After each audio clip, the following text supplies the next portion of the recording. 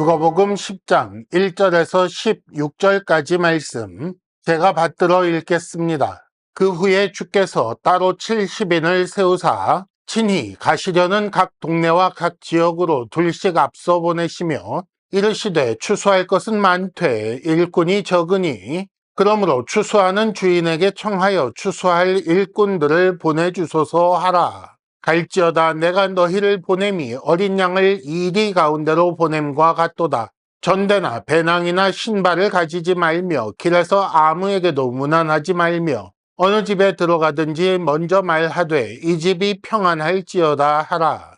만일 평안을 받을 사람이 거기 있으면 너희의 평안이 그에게 머물 것이요 그렇지 않으면 너희에게로 돌아오리라. 그 집에 유하며 주는 것을 먹고 마시라. 일꾼이 그 삭슬 받는 것이 마땅하니라.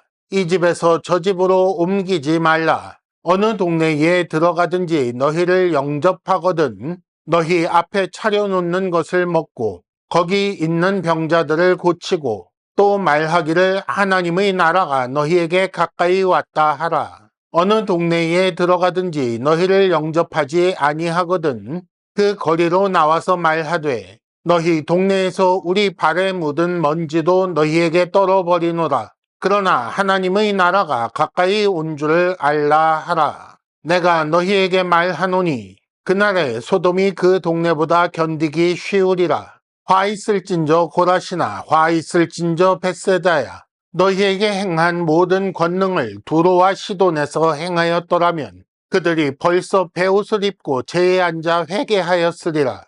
심판 때에 두로와 시돈이 너희보다 견디기 쉬우리라. 가버나움아 네가 하늘에까지 높아지겠느냐? 음부에까지 낮아지리라. 너희 말을 듣는 자는 곧 내 말을 듣는 것이요 너희를 저버리는 자는 곧 나를 저버리는 것이요 나를 저버리는 자는 나 보내신 이를 저버리는 것이니라 하시니라. 아멘. 예수께서는 제자들을 떠나실 그때, 즉 육신으로 함께 하시지 아니할 상황을 준비하고 계셨습니다. 제자들에게 능력과 권위를 주시며 복음을 전파하는 훈련도 시키셨고 또 너희는 나를 누구라 하느냐 질문하시고 하나님의 그리스도라는 답을 들으신 후에는 그 그리스도로서 자신이 고난당하시고 죽으신 후에 부활하실 것을 가르쳐 주시기도 하셨습니다. 승천하실 기약이 차가는 때에 여전히 제자들은 성장 중에 있었고 그래서 여전히 실패하는 자들이었고 그래서 예수께서는 그들에게 믿음이 없고 패역한 세대라며 꾸중하시기도 하셨습니다. 십자가를 앞둔 상황, 중대한 역사적인 상황을 맞이할 준비가 전혀 되어 있지 않은 그들을 꾸중하시며 그들이 속히 성장해야 할 것을 말씀하신 것이지요. 이것이 당시 세대 전체를 아우르는 말씀이기도 하지만 특히 제자들을 향한 꾸중인 것을 우리가 살펴보았습니다. 그렇기 때문에 주께서는 이 꾸중에 이어서 자신이 사람들 손에 넘겨주실 것을 다시 한번 가르쳐 주셨던 것입니다. 하지만 제자들은 여전히 그 말뜻을 알지 못하였고 누가 크냐라며 서로 변론하고 있었으며 예수님과 자신들을 거절하였던 사마리아에 불을 내려서 그들을 멸하기를 원하는 그런 모습도 보이고 있었습니다. 예수를 따른다고 하는 제자들조차 이렇게 준비되어 있지 않은 이런 상황 중에 오늘 본문을 보면 따로 70인을 세워 둘씩 앞서 보내셨다라고 되어 있습니다. 준비되지 않은 세상을 향하여 준비되지 않은 제자들을 보내고 계시는 것이지요. 왜 예수께서는 이렇게 하셨을까요? 믿음이 없고 패역한 세대를 향하여 역시 믿음이 없는 거의 준비되지 않은 그런 제자들을 다시 보내신 이유는 2절에 보면 추수할 것이 많았기 때문이라고 할 수가 있겠습니다. 예수께서 보시기에 믿음이 없고 패역한 세대는 추수할 것이 많은 세대였던 것입니다.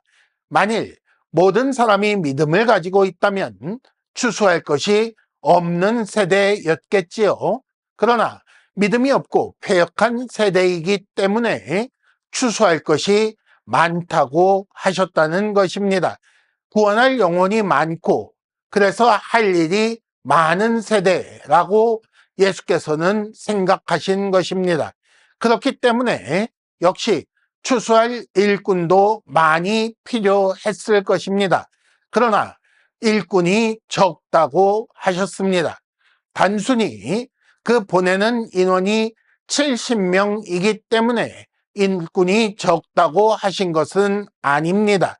물론 인원이 적은 것도 문제입니다만은 어쩌면 더 중요한 것은 그 70명조차 또 그 중에서 가려 뽑은 12명의 사도조차 일꾼의 역할을 다 잘 감당할 만한 그런 일꾼들이 아니었다는 것이 문제였을 것입니다. 하나님의 나라가 임하였다는 증거로 귀신을 쫓게 하셨는데 그러나 이들은 변화산 아래에서 실패하였던 그런 자들입니다. 오히려 누가 크냐 다투던 자들이고 사마리아를 향하여 불을 내려 멸하기를 원하던 그런 어리석은 자들이었습니다. 예수를 따른다는 것이 머리 둘 곳 없는 그런 길을 간다는 사실을 모르는 자들이었고 그 길을 가는 것이 그럼에도 불구하고 얼마나 긴급한 일인지 알지 못하던 자들이었으며 한번 그 길을 나서면 돌이킬 수 없다는 사실도 가르쳐 주셔야 할 만큼 무지한 자들이었던 것입니다. 그러면 어떻게 해야 하는가? 예수의 답은 추수하는 주인에게 청하여 추수할 일꾼을 보내주소서라고 해야 한다는 것입니다. 하나님께 기도하라는 거지요. 구하여 받으라는 것입니다. 무엇을 받아야 합니까? 물론 일꾼을 그 인원을 채워달라는 것을 포함하겠지만 동시에 양적인 부족뿐 아니라 질적인 부족, 즉 준비되지 않은 그 상황을 주께서 해결하여 주시고 필요한 모든 것을 채워주시기를 구하는 그런 기도를 하라는 것이겠습니다.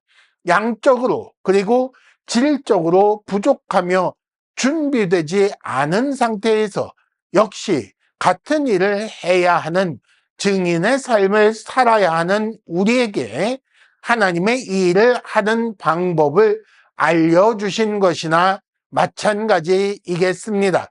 그러면 그렇게 기도하는 동안 준비될 때까지 대기하면 되는 것인가요? 그렇지 않습니다. 3절에 보면 될지어다 라고 하셨습니다. 왜 그렇습니까? 추수할 것이 많기 때문이지요. 이 말은 또한 추수할 때가 이미 되었다는 그런 말일 것입니다. 내가 얼마나 너희와 함께 있으며 너희를 참아주어야 하겠느냐라고 하실 만큼 그때가 이미 다 되어가는 중이며 승천하실 기약이 차감해 예루살렘을 향하여 그 길을 가고 계시는 그런 때이기 때문에 예수께서는 이렇게 그들을 보내셨던 것입니다. 인류 역사 전체 가운데 가장 중요한 부분, 그 예수의 지상 사역 가운데서도 십자가의 죽음과 부활, 승천과 성령 강림이라는 하이라이트 부분을 향해 지금 급하게 그 길을 가고 계시니 그 추수를 더 이상 늦출 수는 없었다는 그런 말씀입니다. 추수가 이렇게 임박한 때에 그러므로 제자들이 가서 전해야 할 말은 무엇이겠습니까? 9절에 보면 하나님의 나라가 너희에게 가까이 왔다고 하라 라고 하셨습니다. 얼마나 가까이 왔습니까? 이미 예수께서 오셨기 때문에 그 나라가 시작된 것이 사실입니다만은, 또한 예수께서 지금 이렇게 예루살렘을 향하여 가고 계시는데, 예루살렘에 도착하셔서 죽으시고 부활하시고 승천하시면 이제 성령을 보내실 것이고, 성령을 보내시면 본격적으로 추수가 시작될 것이기 때문에 참으로 하나님 나라가 가까이 왔다고 하지 않을 수가 없는 그런 때였을 것입니다. 그 세대가 가기 전에 하나님 나라는 시작하는 것이요, 제자 중에 바로 유다 정도 죽고 나머지는 다 살아있는 때요, 증인이 참으로 허다하다고 할 수 있는 그런 때에 하나님 나라가 본격적으로 시작한다는 것입니다. 글자 그대로 임박한 미래인데, 그러나 사람들은 한치 앞도 볼 수 없기 때문에 하나님 나라가 가까이 왔다 해도 그 하나님 나라의 소식을 거절하는 자들이 반드시 생길 것입니다. 그래서 3절에 보면 내가 너희를 보내는 것이 어린 양을 이리 가운데 보내는 것 같다라고 하셨습니다. 상황이 쉽지 않고 세상은 예수의 제자를 향하여 공격적이라는 그런 말씀이겠습니다. 단지 친화적이지 않다라는 말씀이 아닙니다. 생명을 뺏으려 한다라는 것이며, 그 분위기가 매우 험악하고 아주 위험하다는 그런 말씀이겠습니다. 그러니 철저히 준비하라는 그런 뜻일까요? 4절을 보면 전대나 배낭이나 신발을 가지지 말라고 하셨습니다. 이는 9장 3절에 지팡이와 배낭, 양식과 돈, 2벌 옷을 가지지 말라라고 하신 말씀과 같습니다. 왜 이런 말씀을 하신다고요? 스스로 준비할 수 없고 오직 주께서 공급하셔야 가능하다는 것을 알고 믿으라는 것입니다. 종에게 일을 시킨 주께서 당연히 공급하신다는 것이고, 그 경로가 복음을 받아들이는 그 사람의 자발적인 헌신을 통해 주어진다는 그런 설명을 드린 바 있습니다. 그래서 주께서는 명령하시기를 5절 어느 집에 갔든지 먼저 평안을 빌고, 8절 너희를 영접하거든 차려놓는 것을 먹고, 7절 그 집에 유하며 주는 것을 먹고 마시고 옮기지 말라라고 하셨습니다. 이는 또한 9장 4절에 거기 머물다 떠나라 라는 말씀과 같은 것입니다. 그 뜻은 무엇일까요? 복음을 전하는 것 자체가 평안을 전하는 것이라는 의미가 있겠습니다. 그런데 그 평안을, 즉 복음을 전하면 아무나 받아들인다고요? 그렇지 않고 받을 사람이 받게 된다는 것입니다. 하나님께서 정하신 사람, 그 사람이 복음을 받아들이는 것이고, 하나님께서 그러면 그 사람에게 평안을 주시며 그 사람을 통해 이 일이 계속될 수 있도록 하신다는 것입니다.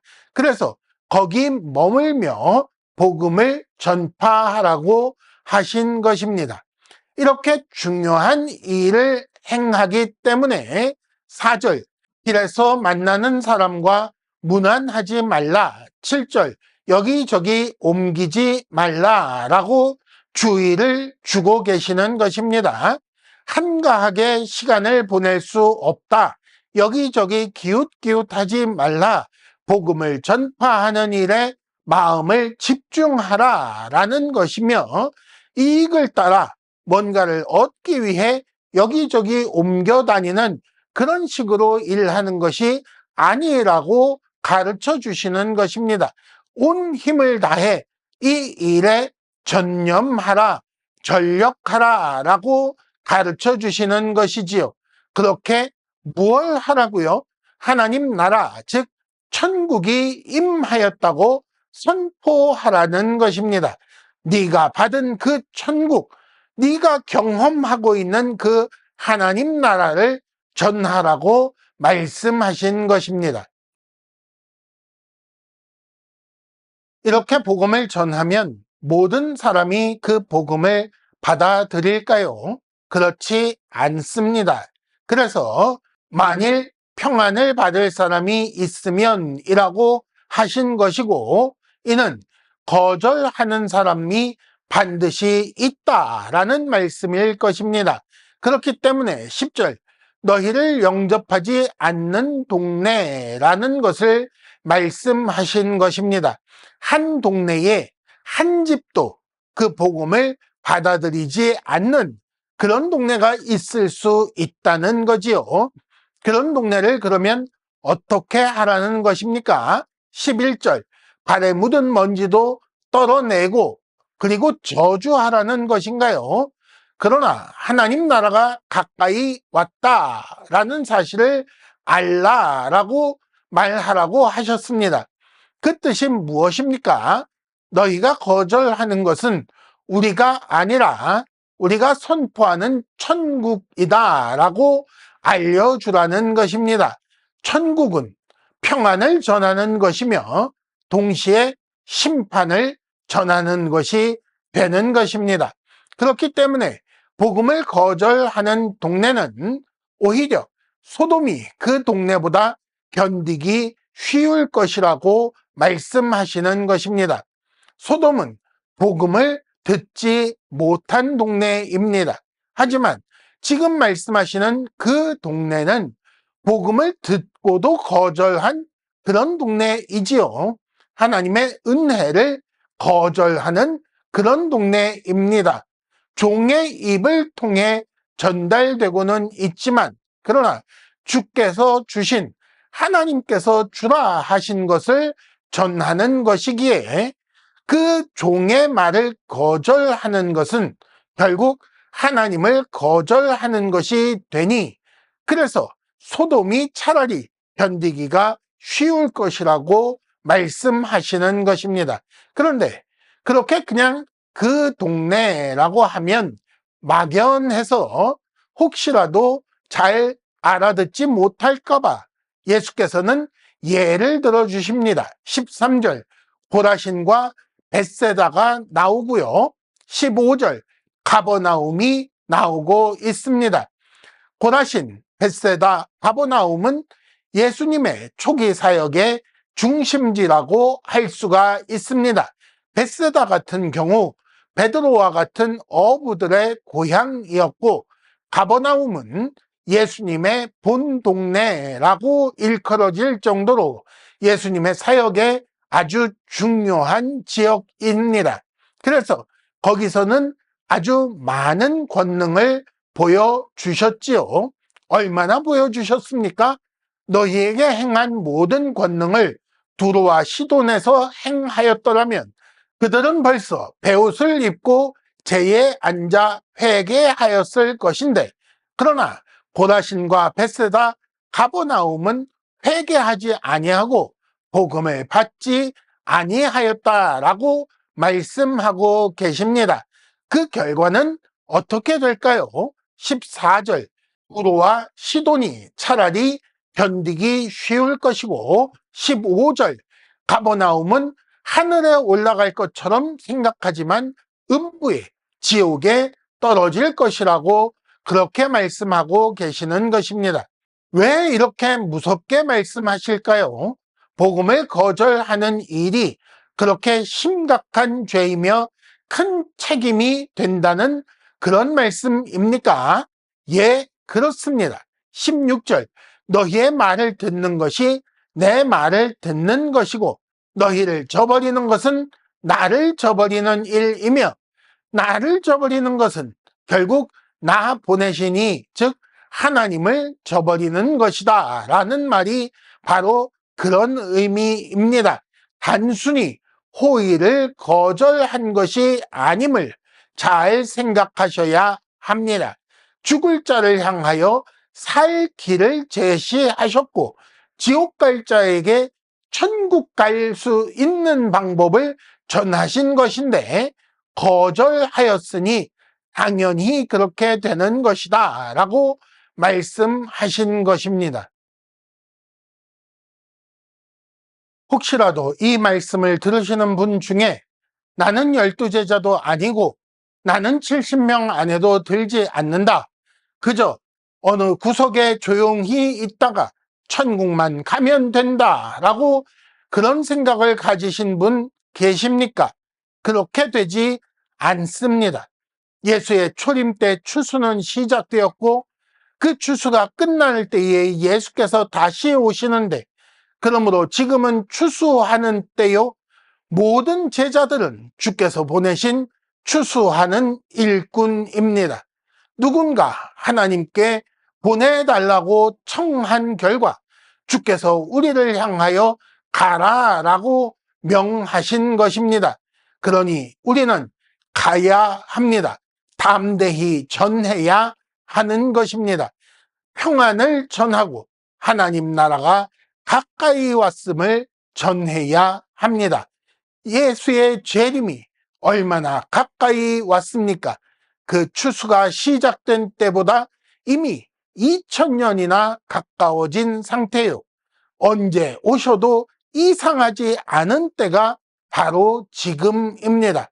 그러므로 우리는 복음을 전하는 일을 늦출 수 없고 이것이 매우 긴급한 일이며 온 힘을 다해 집중해야 한다고 그렇게 생각해야 옳습니다. 물론 세상이 우리를 향하여 반대하고 거절할 것이며 심지어 죽이려 할 것입니다.